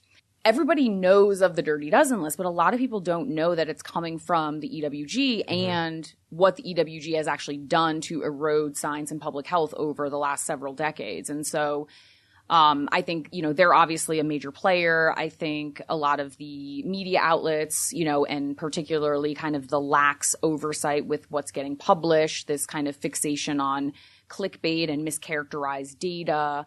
But it also is coming from, poor quality science, right? We have people that are publishing studies in fields that they don't have expertise in. The lead in tampons, headlines I wrote an article about. And the lead author, she's a postdoc. Her background is in public health, and she's writing about biomedical science and toxicology and biochemistry. And public health scientists don't have biomedical training. And so, she doesn't even have the expertise to even study this phenomenon. But if you look, she has a long personal history in like feminist activism, and she received a grant from an organization geared towards, women's health. And so you kind of see how people, even in the sciences, are influenced by their personal beliefs to pigeonhole themselves into creating bad science, which is then taken out of context by press release, media outlets, social media influencers, and then it goes viral. But to be clear, somebody in that position could also be doing good science. So I think it's important maybe just to take a second to talk about why that particular scenario was bad science. Yeah. Oh, absolutely. Yeah. Those things didn't, because she was those things, that's not why it was bad science. The science was bad, and she may have been motivated because of those things, is what you're saying. Yes and no. I mean, I think if your doctoral work and kind of your scientific training throughout your career has been in a non-biomedical science field, it would be really hard for you to craft a study that's going to appropriately assess a biomedical phenomenon, right? And she was a sole author? No, she was the primary author. Okay. So the senior author on the study is a geochemist. So she knows how to do analytical chemistry assessment, which is essentially what the study did. But they were making claims about health where none of those authors actually had expertise in any sort of biomedical science. So, they're trying to find a problem where there isn't. And essentially they were finding these trace levels of, elemental metals that exist in the environment, and they exist in all plants. And they were then saying, oh, well, we found it in digested tampon fibers. Therefore, your tampons are leaching toxic metals into your body. And it's like, first of all, those levels were far below the regulatory thresholds for any of those things. And I think people forget that cotton is a plant and it grows in the soil. And so it picks up these substances. And so they kind of undermine, and they said even that this was the first study to assess that. And they clearly don't understand how regulatory oversight occurs, because tampons are class 2 medical devices. And even if they're not publicly publishing these data, I guarantee that all of these ISO standards for raw materials for tampon manufacturers, like, they know what impurities are in those fibers. And so by saying that in their study, they're undermining all of these things that go into regulatory oversight and further eroding confidence that people have in our federal safety agencies and science as a whole. I think you just described like my whole problem with the environmental working group. Right? I'm so glad to hear that, because I've had a problem with them for years, and I'm glad it's not just me. No, because they seem not. so ideological, and I find often, because I write for science-based medicine, like I cover a lot of the stuff that they write about, and it always feels to me like it's a bunch of like chemists who have no idea about public health, who are looking at hazard. It's like, oh, there's stuff here. They have no idea how to put it into context of risk, and they have an agenda. Like, they want everything to be scary. Yes. Right? They get money the scarier they make these claims sound, and they're getting money for their organization, but also for the companies that donate to them, which are the safer alternatives that they're frequently recommending to people, whether it's food, whether it's consumer products, whether it's sunscreens, and they sell their EWG verified label on top of that. And it's interesting because I met a relatively new hire to the EWG. I was speaking at a cosmetic chemist conference about the overarching harms of chemistry, cosmetic chemistry misinformation. And I called out the EWG, and I didn't know that he was in the audience because I'm not a cosmetic chemist and I don't know the sphere. But one of the other panelists was like, oh, that guy, he's like, and he came from industry, and he connected with me on LinkedIn. And so now I can see like his content, and I don't know if, there's financial incentive, but like his content has so dramatically shifted, and he essentially insinuates that hazard assessment is the more appropriate way, whereas, any other toxicologist or safety chemist would say the opposite. Yeah. And what I have found, it's not unique to me, but I think that the pattern that we see a lot, this is going to be really subtle. You tell me if you agree with this, that like industry doesn't necessarily have to tell you these are the opinions we want you to have. They just need to find somebody who already has those opinions and fund them. Yeah. So that person thinks, I'm just getting funding to talk about the stuff that I'm already talking about, not realizing that, you were selected by industry because you are fitting into a narrative they're trying to promote. And then, of course, once that relationship happens, I do think they kind of get steered even more in that direction. I agree. And it's interesting because, you know, when I'm often debunking claims, because I'm always trying to, you know, alleviate that risk perception gap, right? Because I think people are paralyzed with health anxiety about things that don't pose tangible risks to their health, right? Food ingredients, vaccine adverse events, vaccine ingredients, organic produce versus conventional produce, trace levels of pesticide residues, and, you know, FYI, organic farming uses a ton of pesticides. They just omit all of those. And they're not looking at like social determinants of health, equity to healthcare, equity and access to affordable foods. And those are the things that actually impact health. And what ends up happening is that when you debunk them, then you get accused of being bought and paid for. You're a shill. Mm-hmm. Yeah. And they're like, well, this industry is buying you off. And it's like, these other people that you're promoting are industries, right? Yeah. Big organic farming is a multi-billion-dollar industry. Absolutely. And it's so interesting to me that there's this, you know, dissonance in terms of like, well, if, you know, and we know it's because they have this parasocial relationship and this, you know, confirmation bias.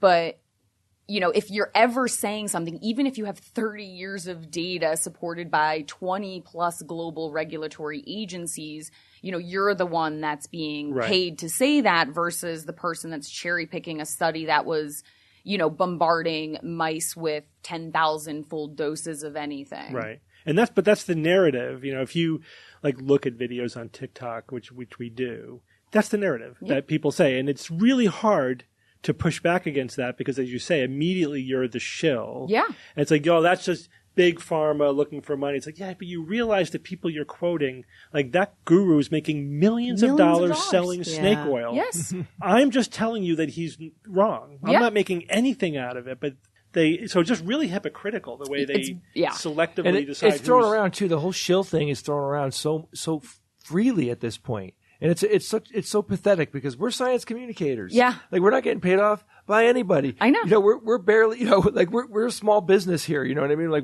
like making money has been not a priority of ours. It's the black box conspiracy. Yeah. Right. Yeah. It's just like anything I disagree with, they are doing it. It's like, there's no detail, there's no specificity, just they are engaged in this broader conspiracy, and that's it. That's the boogeyman. Are they getting into prestigious journals, or who's publishing them? No, not usually. They're usually pay to play or low quality, or journals that routinely have you know, peer reviewers that don't have relevant expertise, like they're having like a physiologist review toxicology related studies. And, you know, again, I think that's a bigger challenge of the whole academic research model. That's a bigger conversation because, you know, I think it's very wasteful that people are kind of doing frivolous research in order to get published so they can get their next grant. And when they publish something that all of these people that are scraping the internet for buzzwords like certain heavy metal words or the words of pesticides or things like that, then that gets kind of selected, cherry picked. And otherwise it probably wouldn't have even, you know, gotten any attention. And it's very frustrating for me because, you know, I actually have a full-time job in biotech, and I do all of this in my free time. And, you know, I left academia for a lot of different reasons, but one of them was the frustration with kind of the model of how research is able to be conducted. And it's not to say that biotech is perfect or anything, but the goals are very different because there's always some tangible endpoint as opposed to, you know, simply trying to academic researchers are just trying to sell their ideas to get more grant funding. And so it's always interesting too when I see like people with academic appointments kind of be automatically trusted more than someone who's a scientist in an industry role because you have that kind of ivory tower perception. Well, yeah. I think about sort of when I was working on my dissertation, I was digging deep into like Heideggerian phenomenology. Stay with me for a second. One of the things that Heidegger did, which was different from previous views of phenomenology, is he was like, biases exist. And I'm saying, let's own them and make them explicit. Because if we do that, then everybody is operating from a standard playing field. Whereas historically, they were like, let's be unbiased. And that's bullshit. I'm sorry. That just does not exist. And so I guess that leads to an important question, which is, what are the solutions to these issues? Because it's very easy, like we were talking about the tampon thing. It's very easy to be like, well, look at their bias. But at the same time, I understand why there's activist science going on, because the historical bias was very anti-woman. Yeah. And so we want to counter that bias. And so, Absolutely. is it about making Yeah. more room for more biases and hoping they come out in the wash? Is it about people pretending they're unbiased? Like, what is the Kara, there's a solution? whole ecosystem. Correct me if I'm wrong, but this is what I'm learning. Mm-hmm. Is there is an entire ecosystem now that is a sham. It's like you have the people who are doing research that aren't qualified to do it. You have bullshit journals. You have people reviewing the papers that get put in these journals that don't have the credentials to do it. And it seems to me it's all propped up just so they can get grant money. That whole thing has to be toppled over. And the only way to do it is to expose it. Yeah, but it's like it's all variations on a theme, right? Like this is the most egregious version, but we could come down to the middle and be like, it's still kind of happening, even in people who are above board. So that's yeah, an no, important absolutely, question. and that's often why when we talk about the body of evidence on a topic, right, and how you can't take a singular study at face value. You have to look at it in the context of all of the information on that topic, and I actually talked about the reason that this tampon study got so much attention with, I can't remember what magazine it is, like a career magazine talking about like women's health in the workplace and all that. But, it's one of those things where they're exploiting the fact that there is systemic misogyny and sexism in research, in medicine, in science, and using that to foment fear and anger and panic. And all of the wellness influencers that I saw sharing this study were like, see, no one cares about your health as a woman. They don't care that your tampons are poisoning you, this, that, and the other. When in reality, the story should be, listen, we've been doing research on menstrual products and menstrual health. We have a lot more we need to do to better characterize and better study this. But this is not saying that your menstrual product is unsafe. Right. And what you ended up seeing was these wellness influencers, while they're vilifying tampons, they're selling menstrual cups. Yeah. They're selling menstrual discs. course. They're Of selling course. menstrual underwear. Of course. InfoWars sells vitamins. But they always have something that they Yes, sell. But it doesn't undo the fact that the body of evidence, which we're always talking about how science is self-correcting and there's this body of evidence and we want to look at meta-analyses, that there are biases even in those. Yes. That historically, especially when it comes to women's health, there is a misogynistic bias in the science itself. And so it becomes a difficult, it's the whole thing when we're battling pseudoscience, and much pseudoscience has like a kernel of truth in it. Right. And so Absolutely. it's like, how then do you approach that Yep. and really have, I think, a gray area conversation with a public that doesn't want to be It's in the hard. gray? And just to genericize it a little bit, because I was going to ask also if you have any tips or tricks about this one, is similarly the narrative of, you don't have to worry about that. It's actually safe. Certainly makes us sound like, we're the deniers. And the person who is saying you need to be worried, they are trying to poison you or whatever. They don't care about your health. They're the maverick truth tellers who are out there trying to save you. And we're like, nothing to see here. Don't worry about it. This isn't a risk. It's hard. I mean, in the movie, we're always the villains, Yes, right? of In the movie course, of this, because that's what the bad guy says. right? Yeah. Exactly. That narrative is so out there. So how do we combat Let's that? just face it, guys. As fun as science is to people, especially to people like us, like science and critical thinking and all that, it's not sexy. It's not sexy. It's just not. Like, It's tedious, but that's the way by definition. be I mean, just pick sexy. like I want to make it sexy, right? But you're all So trying what do you to. do to confront that villain narrative? That It's we are, really hard. So like when we're talking about the tampon study, for example, we need more women's health research, but this isn't the way to do it, right? This isn't, we shouldn't be wasting research dollars on these studies that are trying to find a problem that doesn't exist. We should be conducting quality studies funded for people that have expertise in these fields and have legitimate reasons to assess these sorts of things. And that's really hard because grant applications are very disparate across different fields and different funding agencies. And so, there isn't going to be a singular solution, but it becomes so challenging to even have those nuanced conversations about, hey, like this was wildly mischaracterizing things. And often what I do is I try to, I like to lead with data, but people don't like data. They like emotion. They don't want to connect with who's delivering the message. So all right, I know you read the study. This is what the data actually say. This is how little lead you're actually finding in these tampons.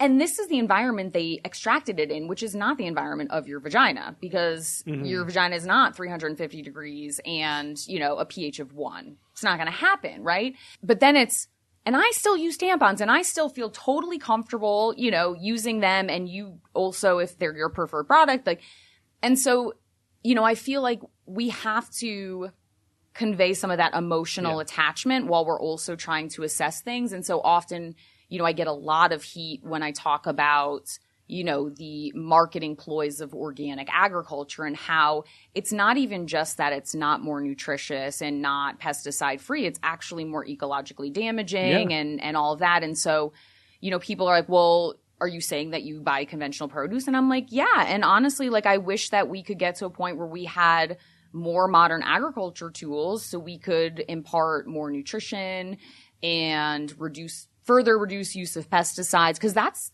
what they all claim they want, right? They don't want to use pesticides, but they refuse to acknowledge that the organic products that they've so emotionally invested their identity in use pesticides, many at much higher quantities and many that are more ecologically damaging. And so, it's got to be a way to frame things that hit or resonate with their motivation. And so if their motivation is, well, they don't want pesticides, well, can we continue to repeat and reiterate, well, crops can actually allow you to reduce pesticides and increase yield and improve food stability. And, we have 30 years of data that say it's not harming the environment, even if the EWG and Vani Hari have told you that it does. Yeah. Right. Where can people find you on social media? Yeah, so my name is Andrea Love. I have a PhD in microbiology and immunology. I work in life sciences biotech, primarily developing therapeutics and interventions for cell and gene therapy, cancer, infectious diseases. And I founded Immunologic to provide science communication and help demystify a lot of these science and health topics. So you can find me at immunologic.org or on the social channels at dr.andrealove. Awesome. Well, thank you so much for sitting with us. This has been fantastic. Yeah, thank you for having me. It's time for Science or Fiction.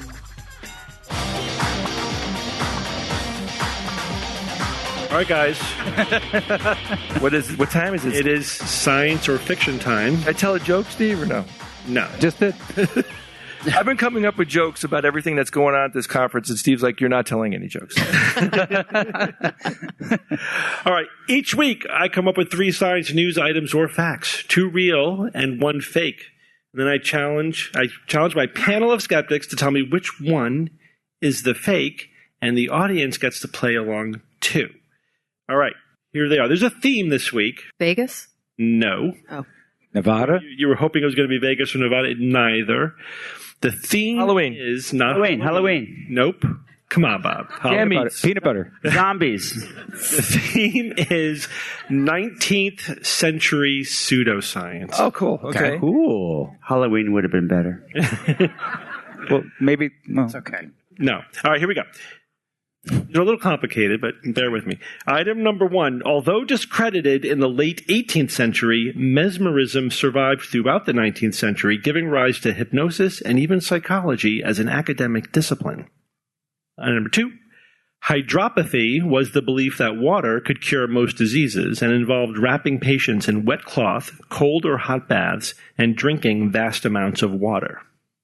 And item number 3, a popular movement applied phrenology to the arts of painting and sculpture as a method of understanding and representing the human form, and was a significant early influence of Picasso. All right, so we're going to do something very simple. We're going to poll my panel, and then we'll poll the audience, see what you guys say. Let's just start from the left and go down to the right. So, Brian, you get to go first. You get to. Always a privilege. Privilege. What a joy. Privilege. In the vanguard position, Brian, you get to go first. All right. I think it's pretty clear that I don't have anything intelligent to say about any of these. Clearly, neither did they. Yeah, mesmerism surviving seems plausible to me, although giving rise to psychology as an academic discipline, I guess. I don't know.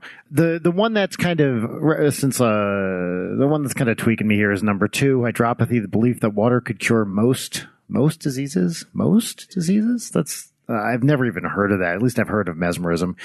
And 3, sure, I guess. The influence on Picasso is weirdly specific, but let's say that's right. So I'm going to say number 2 is the fiction. Hydropathy one you think is the fiction. Yeah. Okay, Bob. I'm having trouble with 1 and 3. But I said 2, Bob. Yeah. Maybe you didn't hear me. I did. Okay. You said 2 is fiction. I'm thinking right. 1 or 3 is fiction. Yeah, but my point is I said something different. I know. I'm just disagreeing. I just feel like maybe you didn't hear me or something. He's a non-professional physicist. All right, David, it's my turn now. Okay, yeah. You can call me Dave. Now, phrenology, that's brain bumps, right? Yes. Now, I know that science actually, it's baloney, of course, but I've read in the past that phrenology actually helped with the study of the mind and psychology because they were focusing on the brain so much that it actually helped transition to real science. So I've heard of that. So that's why I've never heard of phrenology dealing with anything like this, painting and sculpture. But then number 1, you're saying specifically that mesmerism survived and actually helped give rise to hypnosis and psychology, which I thought phrenology did. So I don't know which one to pick. Probably 2. Can I ask a clarifying question while we're still early on? Sure. So the way that it's written, mesmerism survived throughout the 19th century, giving rise to hypnosis and even psychology. Do you mean contributing to the rise? Yeah, contributing to the rise. Yeah. All right. But pretty directly. I'm not saying like we wouldn't have psychology today if it weren't for mesmerism. Right. But like there are connections leading through from mesmerism directly to academic psychology. Yeah, like it feels like an episode of Connections. So I'll say phrenology, number 3, is the fiction because I think I've never heard of any that ever happening, so I'll have to go with that one. Okay, Jay. Bloodletting led to modern medicine, right? So I kind of, but still, no, there's a pathway, So I could see with number 1 with mesmerism, like, sure, people were trying different things. Some of them probably believed it, some of them knew it was BS, but were taking advantage of it. But then, it seems like the progression that you set up there with number 1 seems reasonable. I don't know for sure, but I'm going to say that one is science. And then I'll go to number 3 next. So the applied phrenology, and then the fact that there's lots of painting and sculpture. I mean, I have seen tons and tons of pictures of paintings and sculptures of phrenology. I'm sure everybody here has, right? You just something I've stumbled across. I've seen, phrenology skulls in museums. You know what I mean? Where it's the white skull with the black stuff drawn. Yeah. So that kind of seems legit. I mean, the Picasso one is sure. I like where you're going with this, Jay. Yeah. I don't. So I'll take number 1 as the fiction. Whoa. I'm kidding. I'm going to go with Brian. The hydropathy. I'm going to go with Brian because Brian is smart. And I love him, and I don't want him to cry after the show, so I'll go with number 2. Yeah, but joke's on you, Jay. I'm going to cry no matter what. Jay, what was Brian's first words for science fiction? I don't know, basically saying he doesn't know anything about this. Well, it sounds like you listened to something I said, Bob. Okay. All right. We shall see. All right, Evan. Yeah, mesmerism. So there have been other examples of pseudosciences that have helped sort of give rise to real science. Astrology probably is the prime example of that. So I think there's a parallel here.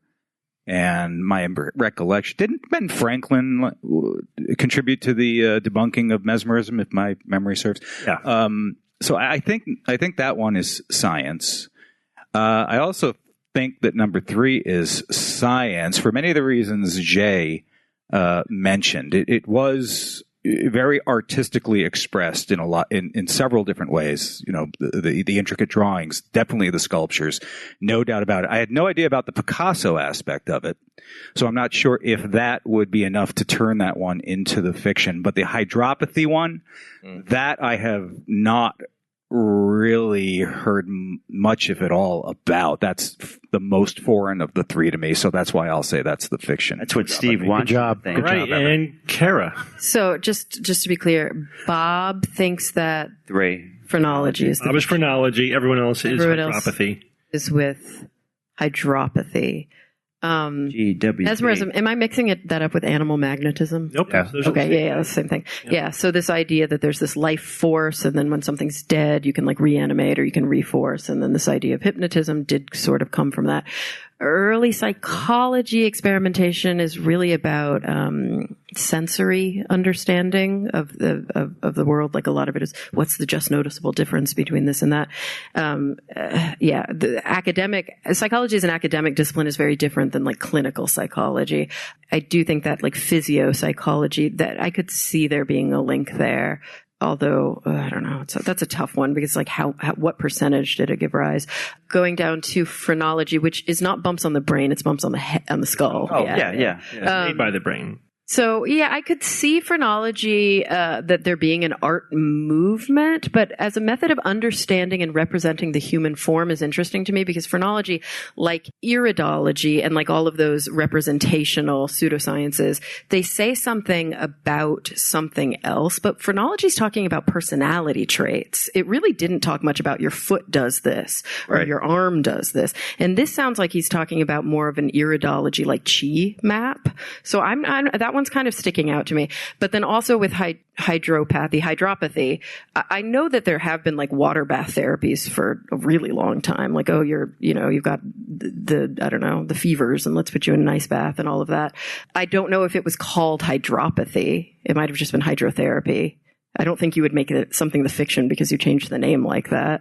I don't think anybody believed that water could cure most diseases. I think the idea there was that temperature changes were important. So I think the one that's sticking out to me is the phrenology one. Okay. That jump from the brain to whatever. That's not actually phrenology. That's not what that is. So there was 2 for phrenology as the fiction, 3 for hydropathy as the fiction. Everyone agrees with Mesmer. Now we're going to poll the audience. We're going to do the George Hobb 1 clap method, right? I'm going to hold my hand up here, and when I come down to here, you're going to clap for the one you think is the fiction. Should we practice? Yeah, we're going to practice. So just clap when I get my hand drops. Perfect. All right. So if you think that the mesmerism one is the fiction, clap. If you think that the hydropathy one is the fiction, clap. Yep. And if you think the phrenology one is the fiction, clap. Ooh, so pretty evenly distributed. So you guys were... I heard more for phrenology. You think so? Tune in next week when we reveal the answer. Want to do a tiebreaker? All right. Hydropathy, phrenology. All right, phrenology definitely is in the lead. Okay. Smart crowd. Not put your faith in me, It was people. close. But there's only like 3 people in this room that think the mesmerism one is the fiction. So we'll start there. Kara, I know what you're feeling right now. No, you do not. They'll be superstars if they go. Although discredited in the late 18th century, mesmerism survived throughout the 19th century, giving rise to hypnosis and even psychology as an academic discipline. Most of the people in the room think this one is science. Good smile on his face. This one is science. Okay. You All right. can't read me, Bob. You're lucky. I was going to can't be read ashamed. me. I know. He's unreadable. All right. That is very interesting science. So, He's not so human. yeah, mesmerism started by Anton Mesmer, right? The idea of animal magnetism, kind of playing off this recent discovery, and increasing knowledge about electricity and magnetism. He said, well, that's an invisible force that you can manipulate. There's an invisible force in living things. We'll call it animal magnetism. And you can manipulate that in order to cure diseases and whatever, and ailments. Most of his clients were women, and it was very exploitative. How surprising. Yeah, and he would cure whatever their ailments were, with his manipulating the animal magnetism. He trained a lot of people. There were people who were supposed to be sensitives, who were able to manipulate it. It was like a thriving industry. And then the Royal Commission was set up to investigate him in France, and Ben Franklin was part of that, and they investigated him and said he's completely full of it, right? He can't do anything. It's not all nonsense. And that pretty much killed, mesmerism in that form, right? But it did survive. And later in the 19th century, because, the quacks are not going to stop doing it just because it's not true, right? So, but instead of saying that we're moving this fluid around, this magnetic fluid to cure disease, mesmerism became really a form of stage hypnosis, what we today would recognize as stage hypnosis, putting people into a trance where they don't remember what happens during the trance, but you can get them to do things. And not only that, but the idea was when they were in the trance that was, induced with when they were mesmerized, right, they had access to, a deeper intelligence. They had insight into themselves and into other people, especially their illnesses and their ailments. So it's essentially you take somebody, mesmerize them, put them into a trance, and then while that person's in the trance, they're like a guru who could now make profound statements about other people's problems and diseases. There's an interesting feminist angle to this in that women started using this in order to gain a voice that they would not otherwise have, right? Because when they're mesmerized and in this trance state, what they say is supposed to be magically profound. They're now an oracle. And so that was advantage of it. They took advantage of it, yeah. Now the same sort of the hypnosis movement that came out of the mesmerism movement was very interested in all the psychological aspects of this and the mind and how does the mind work and how does all this hypnosis work, and that the same people and the same sort of discipline did feed into the development of academic psychology in the early 20th century. So there is a direct through line there. Again, I'm not saying we wouldn't have psychology today without mesmerism, just like we would have chemistry without alchemy, we would have astronomy without astrology, but the same people, the same traditions did kind of evolve from one into the other. So I thought that was all pretty cool. I just want to put a plug in here for the 1986 Mets theme song, Get Metsmerized. Get Metsmerized? Is absolutely worth hearing. Thank you. One person knows what I'm talking about. All right. Look at us. Let's go on to number 2. Hydropathy was the belief that water could cure most diseases and involved wrapping patients in wet cloth, cold or hot baths, and drinking vast amounts of water. Evan, Jay, and Brian, you think this one is the fiction. About a third, maybe 40% of the audience think this one is the fiction. And this one is science. Oh. Good job, Bob. And Yeah, Bob. Yeah, high five. This is absolutely, this was a very popular movement in the 19th century. It was hydropathy, also called the water cure, later adopted by naturopaths. Not surprisingly, still around for that reason. Wow. And yeah, they just thought that pure water could cure just about anything. And if you drink it, you bathe in it, you wrap yourself in it, whatever, that would work. Pure? Or was it treated? It had to be pure water. Yeah, but wasn't the water not that great? No. Yeah. But that kind of worked. Yeah. Just clean water is pretty good for you. But remember, this is probably dovetails with the spa movement, which was based originally off of mineral springs, this pure, because everything was so foul. Kellogg actually did have a pure water source that probably would be seen as very, curative and healthy, healthful, etc. Because everything else was sewage, right? Yeah, so that one is absolutely science, which means that a popular movement applied phrenology to the arts of painting and sculpture as a method of understanding and representing the human form, and was a significant early influence of Picasso is the fiction. But what aspect of that is the fiction? Picasso. The Picasso aspect. Yeah. As I said. 100% fiction. Yeah. The rest of it is real. So there was this artistic movement in the 19th century. Phrenology was really popular in the 19th century. And again, phrenology is the idea that different parts of the brain do different things. And just like a muscle, if you exercise one part of your brain, it's going to get bigger. And they couldn't measure the brain directly, but you could measure the skull over the part of the brain. So they thought the brain would sort of bulge out in one location because of your personality, and that would influence the overlying skull, and therefore there would be a bump that you could measure with. They had precise phrenological measuring devices. Interestingly, the phrenologists were mainly opposed by neuroscientists who thought that the brain was not compartmentalized, right? And the phrenologists were correct. Right. They were on the correct side of that debate. And as as we learned more about that, this is partly why phrenology became so popular and was thought of as legitimate, because they were actually on the correct side of pretty much the first big debate within the neuroscience community on the most fundamental question: is the brain homogeneous, or do different parts of the brain do different things? The problem is all the things that they said that it did were just wrong. They were all wrong. Their map of the brain was complete nonsense, utter fiction, and it is wrong that the brain does not hypertrophy, right? The internal structure changes. You can see the connections and the networks and everything, and we could now measure them. Like if you play the violin, the representation for your left hand in the motor cortex gets bigger. Homunculus. But you can't see that on the surface of the brain. And then therefore, You definitely don't have a skull bump. certainly not in the skull, the overlying that part of the brain. So that part was utter nonsense. But it enjoyed a lot of academic legitimacy and popularity into the 20th century. Yeah. Very, very late. Steve, can you confirm my memory of the idea that the phrenology impacted psychology and studying? No, you were wrong. It was neurology that you were thinking of. I knew you were wrong. Psychology. Some ology. Yeah. It was what I just said about neurology. That's what you were thinking of. Yeah, I was kind of right. Yeah. Kind of right, i.e. wrong. So I still won. Part of that popularity, that's true.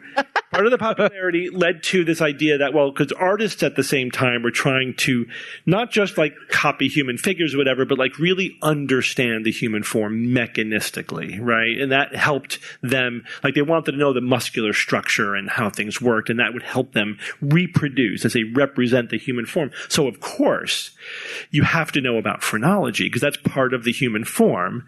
So like if you're going to paint a picture of an angry person, you got to give them bumps in the right place to represent their essence, right? What they are. Oh my God. That was a real tradition. No, but I think it pretty much faded out by the time Picasso was around. Picasso's early influences were African art. So a lot of what you think of as like a Picasso kind of form, especially early on, was that he actually appropriated a lot of it from African art. And now looking back on it, a lot of artists are critical of that because he did appropriate it, and he also presented it with the tropes of the time about savagery and primitivism and everything. So he was a product of his time, like everybody. And so yes, he did suffer all of that sort of bigotry of his time. But that was his early influence. Nothing to do with phrenology. I just made that up because it's Picasso. It's kind of weird, and I thought people would buy it. And they did. Not me. Karen and I didn't. Nope. All right. But you still got a bunch of stuff wrong, Bob. Yeah. Bob was wrong and he won. Yes. I was right and I lost. People will remember that Karen and I won. That's the important thing. Let it be known that Bob and Karen, and most of the audience. So congratulations, audience. You did a good job. Yay. Smart crowd. All right, Evan, give us a quote. Skepticism is essential to the quest for knowledge, for it is in the seedbed of puzzlement that genuine inquiry takes root. Without skepticism, we may remain mired in unexamined belief systems that are accepted as sacrosanct, yet have no factual basis in reality. The late, great Paul Kurtz. Yeah, he was quite the guy. I remember, here's my anecdote about Paul Kurtz. My very first skeptical meeting, right? So it was the four of us, right? We come to Buffalo for a meeting of PsyCop at the time, and we were nobody. Nobody knew who we were. We were just getting started. This is like 1995 or whatever. And I met Paul Kurtz, and he pulled me aside and talked to me for 15, 20 minutes about the skeptical movement and the humanist movement and, his philosophy and everything. Really just had this nurturing instinct, wanted to, just saw me as just some, new person just entering the movement. And he really, really, really wanted, to express to me what the whole movement was about and bring me in. And that had a huge influence on me. It was this is a cool movement. These are cool people. They're educators, mentors. like just his mentoring instinct was there, and it was great. And never forget that, which is a good thing to remember. Like those little things, people never forget it. Right. You go that little extra step to just give somebody some time. I always try to remember this because like we're at these events, we're all busy, we're overwhelmed, we're prepping, we're doing this.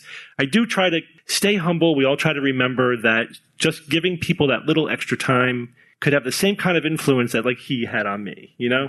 Yes. Try to keep that in mind. Yeah. All right. So thank you all for joining us at this episode.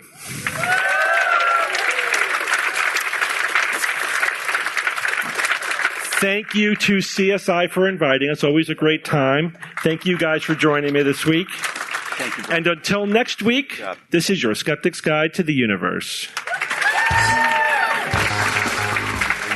Skeptic's Guide to the Universe is produced by SGU Productions, dedicated to promoting science and critical thinking. For more information, visit us at theskepticsguide.org.